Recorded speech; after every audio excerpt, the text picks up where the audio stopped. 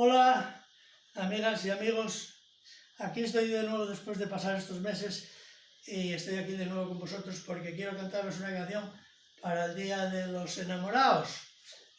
Va dedicada a todos los enamorados y enamoradas.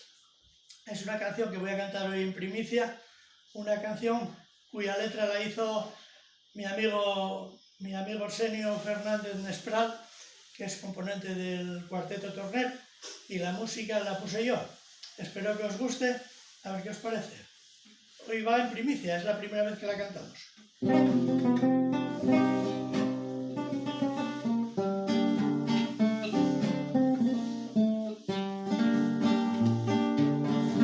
Nuestro amor es deleitoso como miel y cual azúcar, y tus dulces ojos verdes serenan mis amarguras, y tus dulces ojos verdes serenan mis amarguras.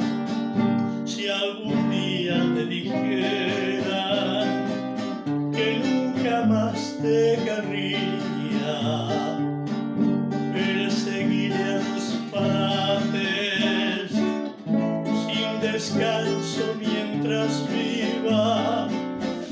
Perseguiré a los falaces sin descanso mientras viva.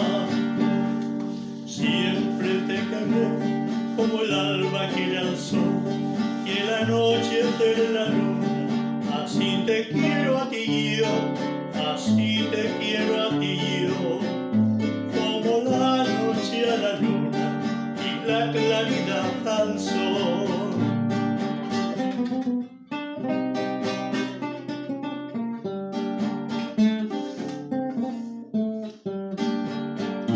Los luceros son tus ojos y nacarada tu cara. Los rubíes son tus labios y tu pelo de guirnalda. Los rubíes son tus labios y tu pelo de guirnalda. Quiero que tus suaves manos no se aparten de las mías.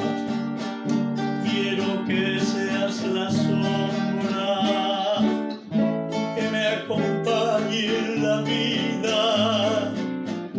Quiero que seas la sombra que me acompañe en la vida. Siempre te querré como el alba quiere al sol y el anochecer la luna. Así te quiero a ti yo, así te quiero a ti yo, como la noche a la luna y la claridad al sol.